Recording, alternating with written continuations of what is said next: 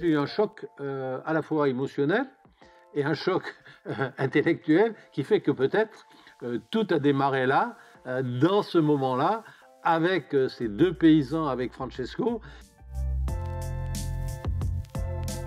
Il y a 30 ans, je cherchais déjà un café biologique de qualité et par hasard, on m'avait indiqué une adresse au fin fond du Mexique, dans la région de l'Isthme, la partie la plus étroite du Mexique, à côté d'Ixtepec, une coopérative qui faisait de l'agriculture bio. Et je me pointe là-bas, le temps n'était pas très beau, il pleuvait, je monte dans ces montagnes, déjà il y avait à l'époque quelques heures de route, de 4x4, très dur, pour pouvoir avoir accès. Donc je monte dans ce petit village, la Civisa, qui était le lieu central de cette coopérative. Et là, je rencontre le père Francesco Vanderhoff. Et puis, on commence à discuter sur ces problématiques de vendre un café de qualité, d'agriculture bio, etc. Ça m'intéressait.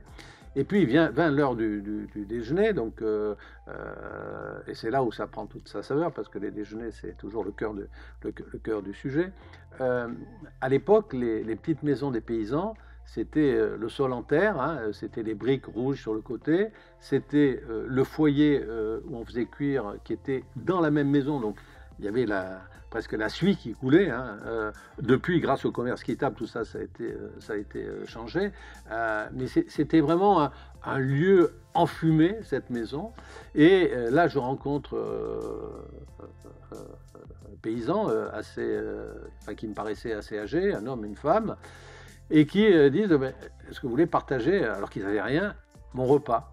Et le repas de ces gens-là, c'était le maïs bouilli, avec un tout petit peu de petits morceaux de tomates rouges refait dans la feuille, et voilà, et qui m'ont servi. Et vous ne pouvez pas savoir la saveur de cette feuille de maïs que j'ai dégustée, qui était absolument sublime et dont je me souviens encore le goût. Et dans le même temps, sur leur petit foyer où on était asphyxiés, là comme ça, ils ont fait griller quelques graines de café. Cette odeur dans cette petite maison, avec des odeurs extraordinaires de café grillé, qu'on a bu après, qui a été broyé uniquement avec le pilon et filtré, absolument extraordinaire. Donc c'était complètement hors du temps. C'était quelque chose que je ne pouvais pas imaginer.